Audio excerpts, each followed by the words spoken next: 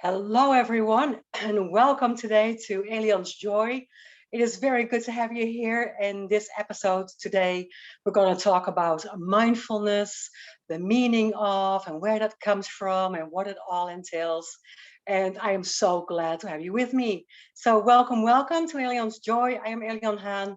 You know, I do anxiety, I do meditation, I do mindfulness, I do movement, I do wellness.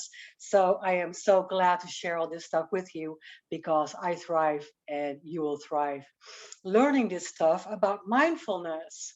Why is this so necessary? I always talk about mindfulness, and why are we today going to explore the what it is and why we need to do it and how we can do it and where we can do it.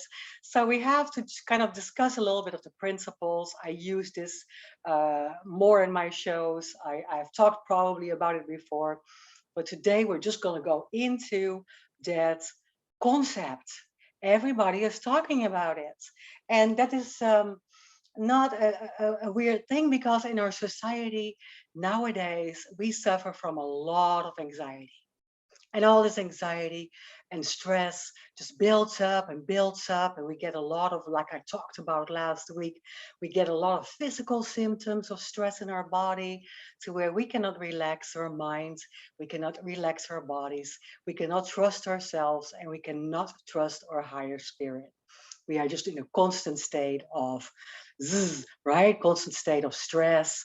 And sometimes that will even become a lot bigger. As you know, I work with people that have suffered from addiction, that are in recovery, and that stress and that constant depression and anxiety, and that negative thinking will throw us sometimes um, into using substance abuse, right? Or into constantly feeling sick, or into feeling a lot of trauma symptoms in our body, to where we have difficulty moving, and we are using maybe pain pills. We have difficulty getting up.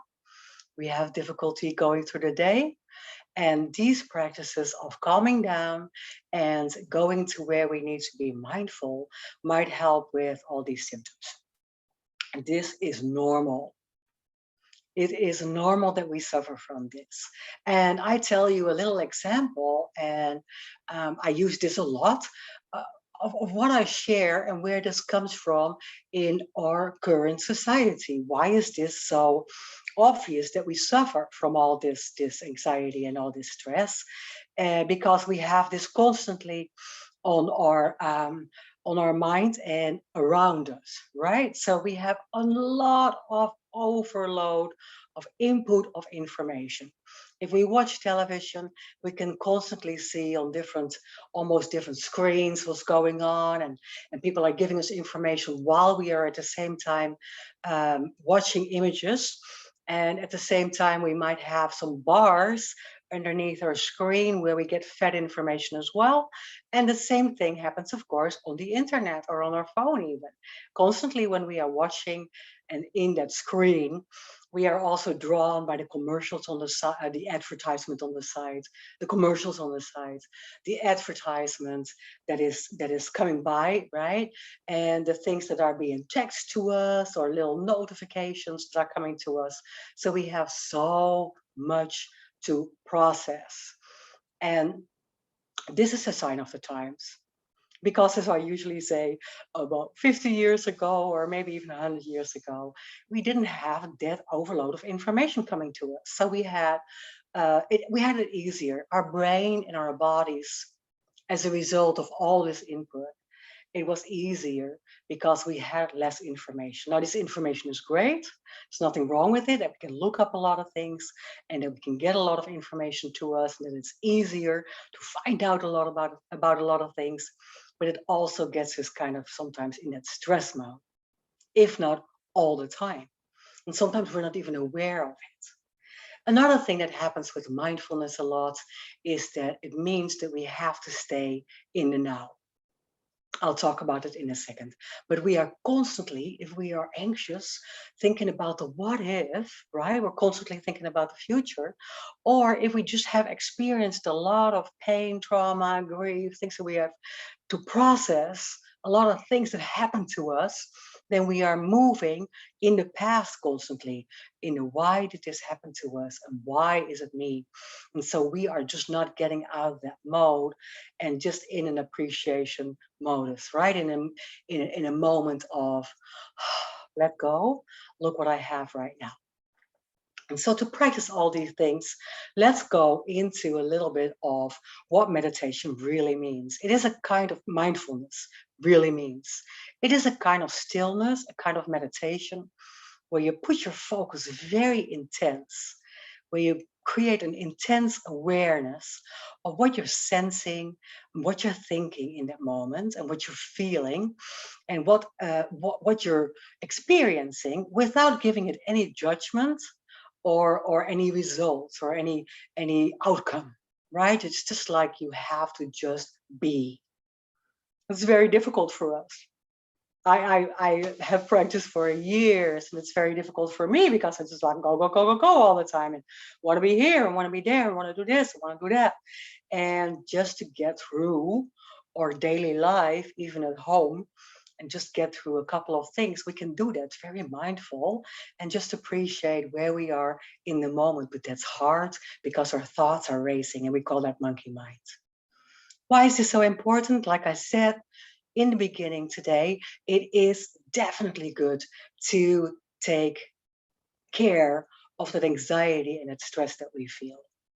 It is good for us. It's healthy. And why were we so good at it 50 or 100 years ago? There was less input of information, and we would just sit and we would just be more aware. And I always give this example of how my mom really could describe people that she would have seen during the day by the nose and by their eyebrows and the color of their eyes sometimes or their smile. And we don't do that anymore. If I come home sometimes and I have to describe somebody that I saw, just as a practice for myself, or just to tell, somebody around me, like, hey, I saw this person. Well, what does he look like? I can usually hardly remember that person. And I just can remember a couple of very outstanding features, right? I am blonde, medium height, blue eyes, always waving my hands, right? Kind of stuff like that. But what kind of eyebrows and ears and shape of their head, of their body, right? We don't really are that perceptive anymore. And so that's what it all means. That's what it all means. So the foundations, for instance, of the mindfulness are the body, right? We want to be mindful of what we feel and what we experience in our body. We want to be mindful of our feelings, our emotions, or our monkey mind, like, I feel stressed out, or I feel good. I feel happy. It's kind of like these emojis, right? That you use on Facebook. I feel happy. I feel confused. I feel elated, I feel angry, that kind of thing, right? Think about that, your feelings, try to describe them, try to describe what you are feeling. And then it has to do with the mindfulness of the mind, like what kind of thoughts are you experiencing and why are you thinking about this so much? And is it really necessary that you get stuck in these thoughts and that you do have to have an outcome? Sometimes we don't. Sometimes we need to leave it up to our higher power. There is already an outcome. You just want to control it, right? You just want to know what's going on tomorrow. And then we also, as the fourth thing, is that we have to be mindful of our senses. And a lot of times I don't do that. I practice this, of course, and I practice this for myself, and I practice this with my clients, and I practice this with my patients and students in yoga classes. But we forget so many times. So I forget so many times, like, oh, let's be still and find out what I really see, or what I smell, or what I hear, or what I feel, or what I taste. right? So that's also very, very important. When we think about some really, really big principles of mindfulness, it is very important that we are non-judgmental and that you are not judging it yourself. So you're just there. You're just being. You're being impartial with witnessing your own experience. You cannot. It's an experience. It's what I tell my students so many times. Don't be judgmental. Try to like it or not like it, or just experience it, and then maybe experience the benefits later on. And maybe you see that just maybe a lot later that you're experiencing the benefits of the fact that you have been mindful for a little bit, right? We have to have patience. Hard thing to do for all of us. We're all over the place and we don't have patience. We want so much instant gratification. So many times we're looking for that immediate answer and we want immediate solutions and we want immediate resolve. And we just don't have the patience to wait it out. And it might be something that we don't even like. We have to have sometimes the patience to wait it out to see where it goes. So that is a very important principle of mindfulness. So we're talking about non-judgmental, being patient. Start with the beginner's mind. Again, have an open mind. Try not to be judgmental, and just also have an open mind to whatever comes to you. It might be just so new, but have an open mind to starting to practice some of these techniques, some of these things that we're going to talk about here in a little bit of how you can practice mindfulness. Just be open to it. It might be new to you. And I have had many, many, many, many clients over the 30 plus years that I've been teaching that for the very first time, they practiced something like mindfulness. And just because it wasn't really something that we thought about, we thought we did it already, but we actually don't. So we have to be open to the new practice. We have to have our beginner's mind in it, and we have to trust. We have to trust the process of whatever is going to happen. And sometimes I do a meditation technique, one of the mindfulness practices. And if we meditate, sometimes I say afterwards, give me some feedback, right? I tell my students, give me some feedback. And sometimes they just didn't like it. That's very okay. So we don't have to judge it. We don't have to be impatient about it and say, wow, I just wanted to so much an outcome. No, the outcome is just the outcome is just, I didn't like it. I might not like the voice of the person. I might not like the music in the background. Maybe it was too fast. Maybe we didn't like the story of the guided meditation practice. So it can be something that you just experience and you don't have to judge it. And if it was not good that day, that is good because you didn't judge it. You are just there. And it probably did something for you anyway, but you might not, like I said, be aware of that in the moment. And you just have to let go. Just try to let go of a lot of thoughts that are coming through. And that's okay. One of the practices is, that's why it is a practice, that we are practicing to recognize our thoughts and then just to kind of push them slowly back onto that leaf in the water, right? Just to let it go and just to accept it. We are in that state of mind, but we are practicing just to be in the now. So releasing the past for a little bit and not worrying about the future are some of the states of mind that you want to come into. So to set a really big intention for your practice could be that just that, right? That you want to become aware of your thoughts, your feelings, your senses, your body, and you just want to become aware. So we're talking that intention and paying attention with an outcome of just a change in attitude.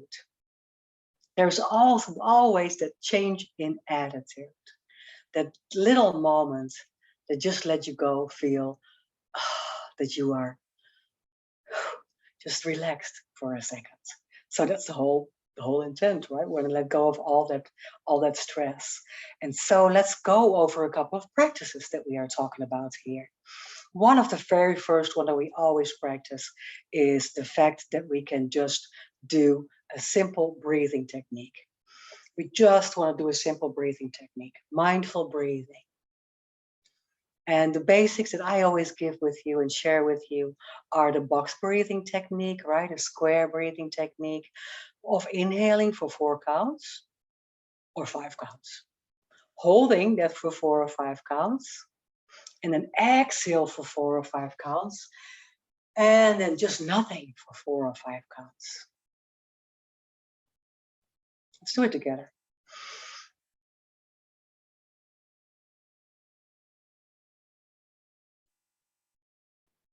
Exhale.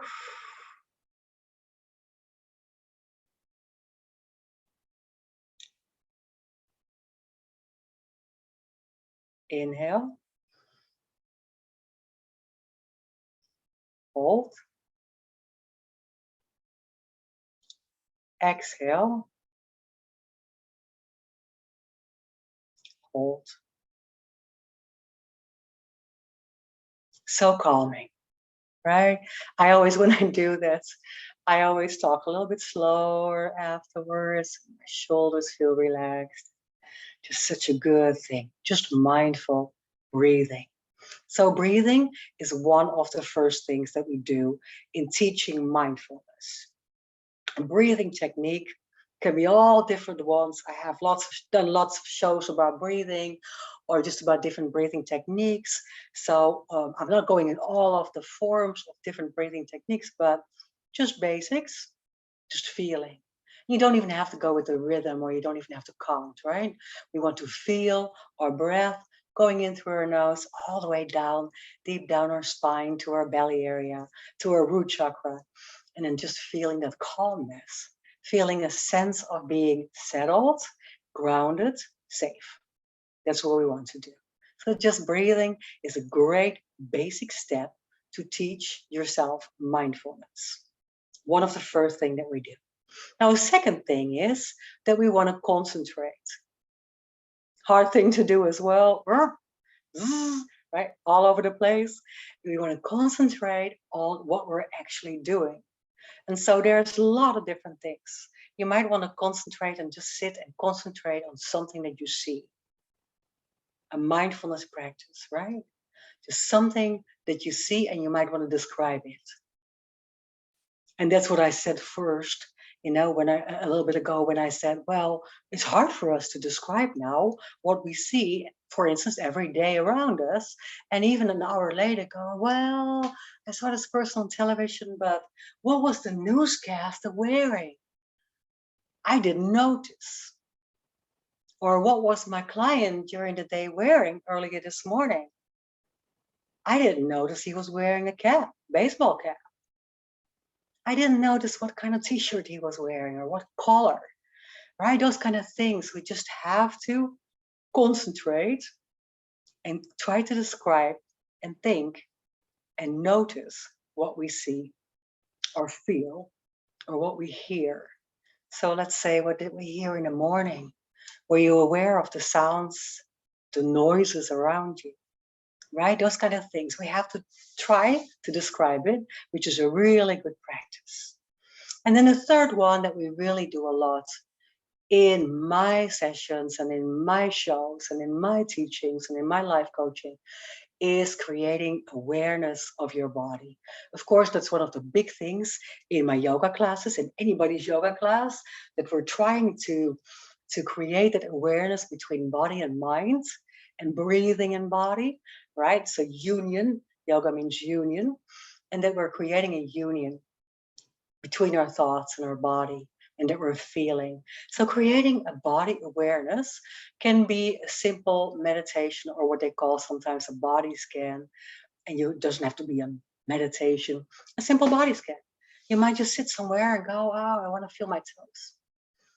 I want to feel my feet. I want to feel the bottom of my feet. I want to create that awareness for the bottom of my feet, for my legs, my hips. And am I sitting straight up? Do I feel my spine? Am I working on my posture? Do I relax my shoulders? What do I feel? Where's the tension in my body? So number 3 is really creating that awareness for your body, really that feeling, that in touch with your body. And last week I talked about that, how trauma will settle and manifest in your body, how pain will settle and manifest in your body. And it is just so important for us to be aware of that and to feel our body and to be able to breathe, for instance, to an area of tension. And at the same time, while you exhale, to release that tension.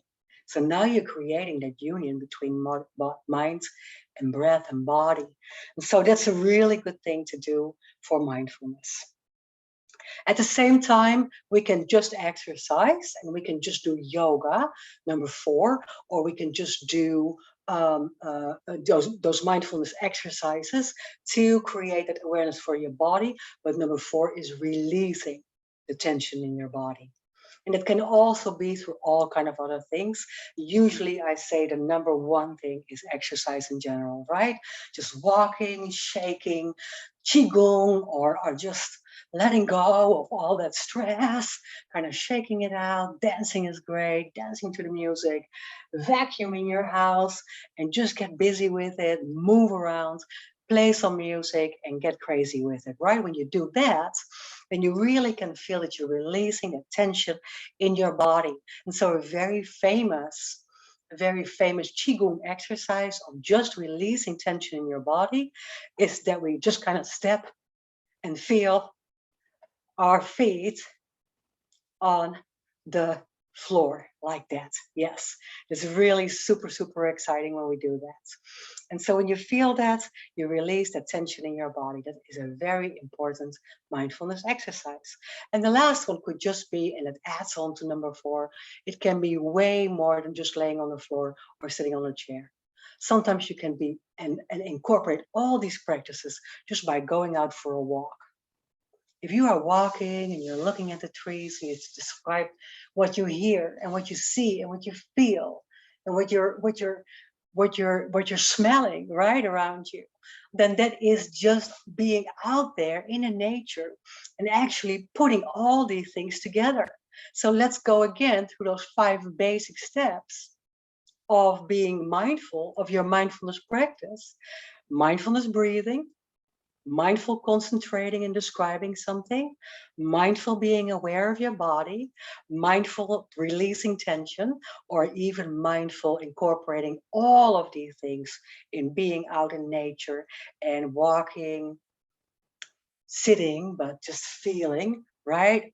Maybe skiing in the mountains and just creating that moment of smelling and feeling and hearing and seeing and describing things. So it is not so difficult. We used to be much better at it, but it is always so important for us to keep being aware of the fact that we just have to be still in the now, to let go of that tension and that stress that we constantly suffer from or around us, that we are constantly having around us. So how can you simply start, for instance, with a meditation practice? You have to sit comfortably. If you want to do a guided meditation or you would just want to do that breathing technique that we just talked about, you want to notice what your legs are doing. And if it's not comfortable, I always say, just do something different. Don't do anything that doesn't feel comfortable. A lot of people, not some, a lot of people, we just have a problem sitting up straight just on the floor, right? That is just not really easy for us. Fine. And sometimes it's easy to sit on a little pillow that we do in my yoga classes or in my meditation classes. We have a pillow for that. And we sit on a little cushion and we sit a little higher. So that's easier to cross our legs that way. Sometimes I like to sit against the wall just to keep that lengthening feeling in my spine because the wall will support me. And I sit maybe still on a little pillow or on my mat, on my yoga mat, and I sit on it and I roll it up and I sit a little higher again. So it's easier to come into that long, straight up posture, right? So if you're sitting and you're feeling relaxed, don't hurt yourself and don't do anything that is uncomfortable. But that's how you can really simply start. Notice how you're sitting, notice what your legs are doing, straighten your upper body, relax the tension, and especially in the shoulders. We always talk about that. how you can just let all that go in your shoulders and just kind of really soften your gaze. In the beginning, what I do with my patients or clients, I practice just closing our eyes and even just kind of staring at the inside of our eyes. The most important thing that we always forget. And I do that so much myself. And how much do I tell you? How many times do I tell you? I forget to release the muscles in my face. And I always keep some of these wrinkles here in my forehead. And I just have to tell myself, relax your forehead, Elian. Relax your eyelids, relax your cheeks, relax your nose, your nostrils, and relax your jaw. Because a lot of us are clenching in our chin, right? We're clenching and kind of cramping up, and we want to relax all here, all above, right? And in our neck and in our shoulders. And sometimes you feel a lot better just by practicing intentionally just that. So that is really good for you. And then we're going to feel our breath. And you can feel your breath going, I say, all the way to the top of your head and then down your spine all the way towards your tailbone. And filling up your belly with breath. If we lie down on the floor, which is another practice, and that's how we start yoga or how we finish yoga classes a lot, is in that savasana pose, right? In that corpse pose. So we really fully want to relax. And I like to tell my students to put their hands on their belly so that you can feel your belly rise and then slowly deflate when you are done with an inhale and an exhale and slowly deflate, right? So you feel and you create that awareness for your body. And so when you're wandering, you are all of a sudden really aware of the fact that your thoughts are wandering. And like I always say in mindfulness and meditation practice, there's nothing wrong with that. We do that all the time. That's why it's called practice. And a lot of people tell me, well, meditation is not having any thoughts. Correct? No, no, no, no, no, no. You have to have your thoughts. You have, what is it, 60,000 thoughts a day? Something like that. It's crazy. You just constantly have thoughts. But what you want to do is try to acknowledge them and then on purpose, very purposeful, with intent, let them go and go back to counting your breath or feeling your breath or doing that little body scan or all these things that we just went over, right? Feeling, smelling, tasting, listening. That's all really important that you become aware of it. So just the awareness, the intent to do that for yourself, to stay in the now, will have a great, great, great outcome and so many benefits for you. Because constantly living in that modus of anxiety is not healthy for us. We don't know the outcome of tomorrow. We don't know the outcome sometimes of the tremendous impactful things that we are going through. We cannot always think about the things that happened to us in the past. We just have to process and let go. Process and let go. A whole other show, right? It's a really great title for another show. Process and let go. So one of these things that we're going to do is just do a little meditation for me today. Start with a deep breath right now. And I hope you got some information out of today's show. I hope you liked it. I hope it made you feel calm. I hope it gave you some ideas. And I hope that you know now what all that mindfulness fuzz is all about. Everybody talks about it. But can we really say, what is it? Why are we doing it? How are we practicing it? Where are we doing it? And what is all this buzz about? You have the answers after today, and just keep practicing. And there's a lot of other shows that I have done on different forms of meditation. And there's a lot of great show hosts that do a lot of meditation forums with you and talk about it a lot and even have channels and their own YouTube channels for meditation. Look up Sam Rayfos. She has a great YouTube channel and there's a lot of meditation practice. So look that up and see me on my YouTube channel. Where can you find me? alienhaan.com, www.alienhaan.com. I am always grateful. I am very happy to be here, very grateful to share this information with you.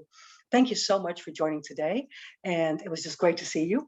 And if you have questions, anyway, just, you know, YouTube me or message me or email me. All that information and social media stuff is on my website, www.elianhaan.com. And there's some great PDFs that you can get, free takeaway, and some great information about my book coming out. Excited. Yes, we'll talk about that soon. Much love. Namaste.